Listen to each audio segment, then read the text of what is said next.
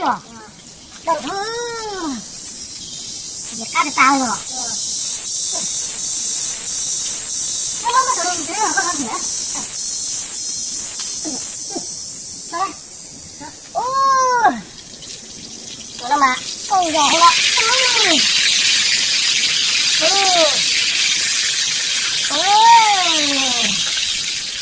Nhưng mà cá đâu. Rồi. Cá ơi. Bây giờ có thể có cái chút của nó hẳn rồi bây giờ. Nó có nó phải mà cái thằng mình cái chỗ thì nó có cái chuyện một thứ hai rồi có cho cứ rồi có cho một cái chỗ là có cho trời ấy rồi.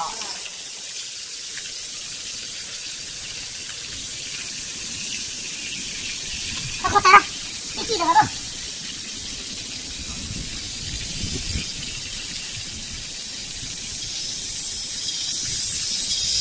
Ui giời. Ăn thật được rồi. Nhớ lắm rồi. Con đó.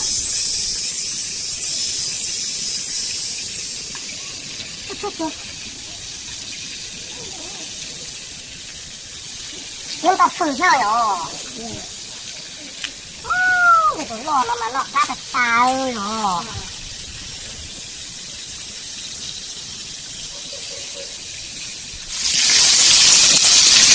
Nó chín rồi ra lại phải chẹt canh vào ấy.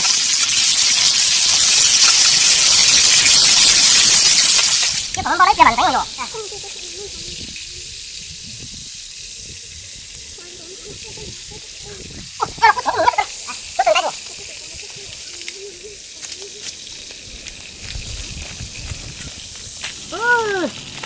Đâu xuống rồi đâu. Nó đâu. Sao rồi? Chạy mà các con nó chạy thật đấy. Theo. Nhưng chạy thì cứ khổ hắn đâu. Người chạy rồi. Thế mà đi thỏ bạc chứ bán lại rồi rồi. Nó các con nó. Nó để hạ rồi thế mà nhiều thằng rồi. Nó chỉ cái tổ lò cái cùng nhau thấy ý chỉ thâu sạc kia rồi.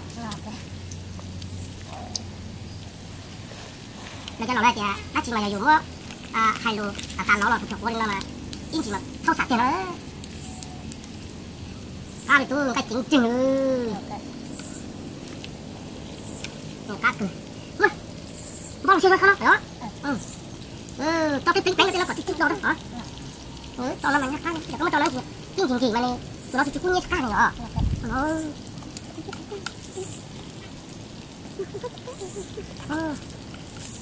Nó cứ đọc lùi thế. Nó sẽ cái thôi lắc toàn rồi, mà lọt rồi. Có thể là có chỉ là có ta.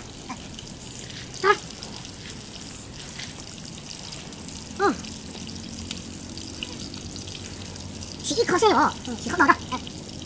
Cái tao lo cho ăn hả? Ăn. Ăn chưa? Đi cho mà. Rồi luôn. Còn nó mà xếp rồi. Ok mình tàu rồi. Ok mình nấu thế. Hả? Có tao ok không đó. Chút chỉ hơi cho nó cái này. Cắt rồi rồi. Vâng, ơi đúng rồi. Mua bánh sủi mua lò thì có 5 đồng gì. Có cuối cùng tao đùa này. Không phải bây giờ. Học cú trẻ của lại nó cũng như rồi. Cũng như rồi. Đi bè thì sớm, có ta. Cái tiền nó có ta. Muốn nào rồi. Cái gì vậy?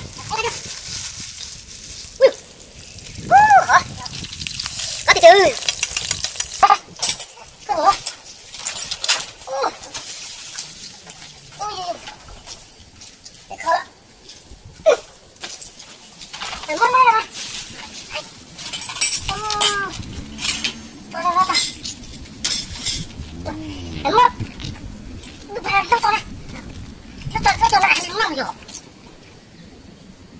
Lúc đó nó một tụi con nó mà biển cá ấy rồi.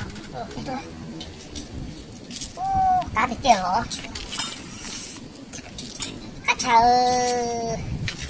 xã cỏ yếu xíu này nó lốc nó một tay xíu này thế có bao xã lên đây. Nó có khen chưa? Có khen chưa? Khen chỗ được con.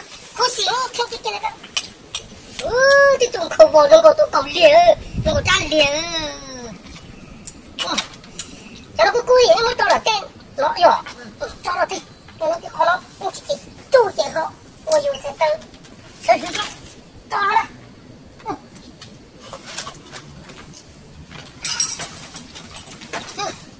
và có chừng các bạn cho đào ta nhớ em tôi đấy rồi cái gì mà các bạn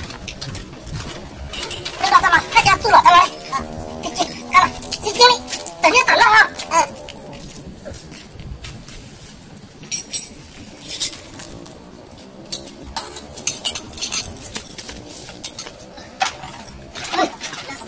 bắt đầu lên cho nó mình có tu rõ à mình tu hai mà hai ly cái nó mà qua thì cũng dúa đó cái mà có cái có chỉ cả mùa ấy có nó lo là chỉ có đi cả tua quần nó lo để lo nó gì mới có chính giờ tụi con này á mình đi chân chạy theo những cái chân tàu nó nhìn cho cũng thôi cho nó gì mới có tại đó chính giờ cho mình nhớ là mình đi chân nếu như là muốn chạy tí dạng á thì con nó có tí lần tiền con một có tí số lửa này à thì này nó cũng một hoa này nó có nền giờ nó có cho một tuần cái nào được ôi đẹp quá rồi số liệu sao làm đỏ mà sẽ lại thế thôi ô đã hát đi sẽ được ok mà tôi luôn đi mua mí rồi sẽ đi đi thay họ những mua nó sẽ đi ship tao đấy có gì không sao làm đỏ ai ba mà hai mà giờ lính nó thế mà cái gì lính nó thì chắc ca đây nhở mua lấy tôi nó cái nhà có hai món rồi có mất chân gì nó hay một cô thuốc tôi thấy lo đây con là lấy hai món này cũng một con chó có tiếp tiêu không có ông cứ hỏi chị quay rồi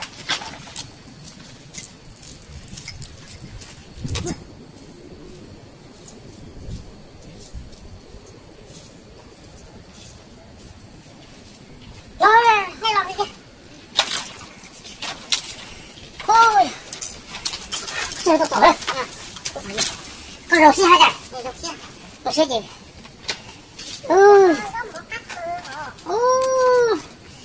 có là mày giờ cú có tụi tu ô xin thế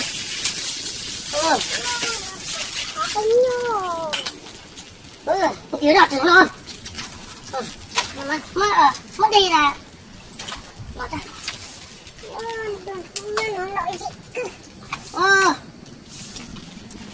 nó mà pe luôn nó đây chẳng kể là mà hai cái chi họ cũng một nấu táo này như họ cũng từ giờ lo từ tu một nấu lò thế mà ta chỉ nó mà cũng chỉ muốn số tu nó nào mà cũng chỉ dọc tàn cho cũng chỉ những cái lò là khác mà cái thổi này thổi xe là cái cái thổi cũng một nấu lò khác cũng thổi lò không mà đi phụ nửa chỉ những tôi là cái lò đó còn xe nhiều lên mà con nỏ mà để cho cái có thể có dùng xe đúng rồi này sao tôi nói là tôi chỉ cá này xem khủ vào nó có ra liều khủ vào nó ra liều cá cừ sư lo chơi lên làm mấy tư cho con nó đây ác cừ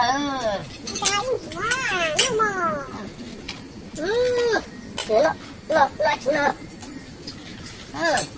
ác cừ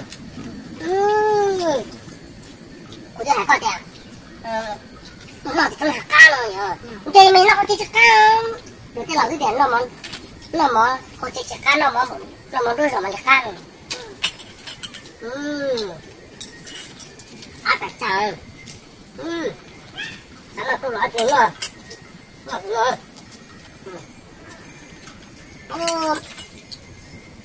nó là ác trời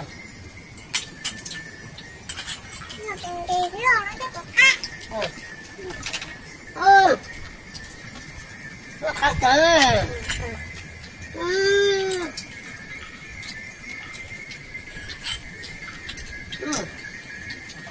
Ăn từ từ. Không có cái gì. Không có, không có cái. Không có. Bây giờ mình có lý rồi. Chắc chỉ có là chế khó đó. Ý chỉ có tụi cả tốt nhau rồi. Không cả nha. Đúng rồi. Mà cái khó đó cũng phải tốt nhau. Vì ra tiền mình như nhau này. Cái chế khó đó nữa. Khó. Hai cái bông hả? Hai mình dân không được sắp theo con này có gì à? Chả thì lấy tuổi lấy chỉ chết nhé. Có chính tự. Có hai mươi trên một cho đó nữa. Này.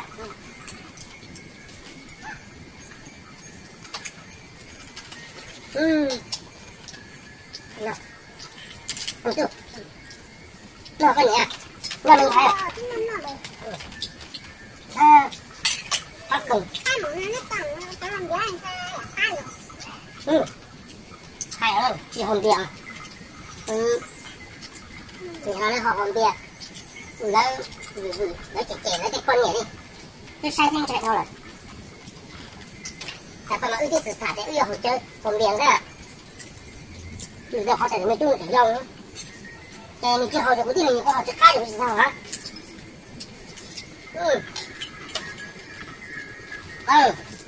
Nó bỏ nhỏ không?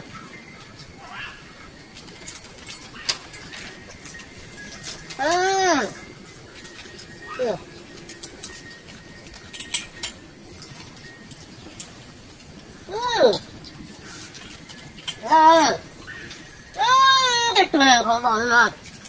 Ôi dồi, cá để ta.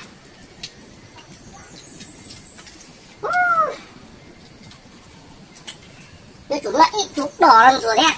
Nè, đúng rồi, đúng rồi. Nè. Chút đỏ lên rồi đó. Ôi. Còn nó mới chặt cho ít kè mà lo à.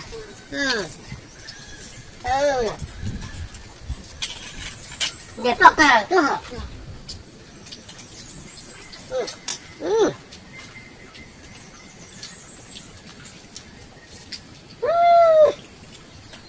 Nó là hai được tả.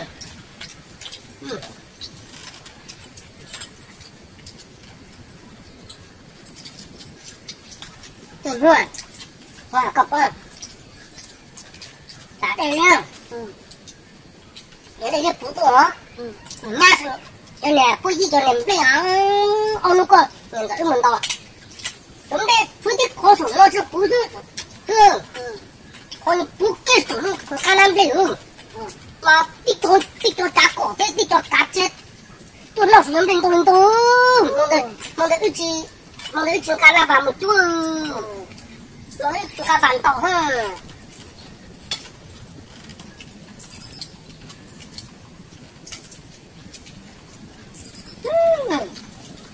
Tam bộ năm nay thì tầm 6 giờ nữa ha. Chỉ ít giờ mầm to nhưng mầm to. Học rồi nó ai luôn ạ? Anh nhỉ? Cho tôi nói là tỏ. Để tôi còn lại thì khác hơn. Nó cái khác không? Nên tăng hơn để mà nó đã để khác được. Tầm nó đã đe khác.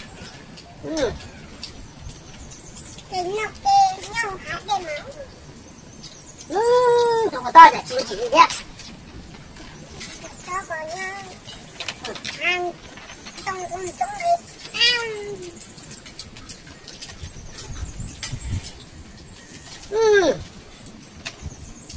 Đúng rồi tao hả?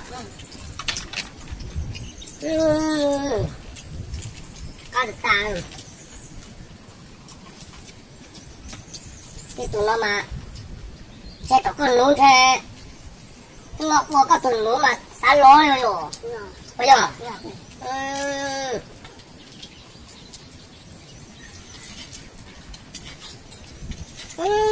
Tụi nó con mà nó để lo nó mà ra. Ôi chết rồi, có phải chết. Được ha.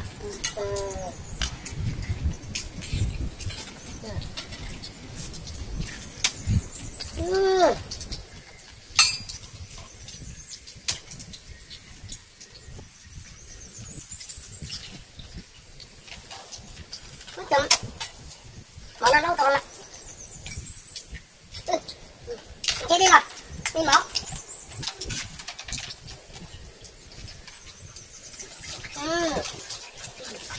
Nó muốn lo dậy á, lo dậy cái chân. Nhậu nó về đâu có cái khác phải không? Cút gì không? Thôi à, có thể dậy nhau không?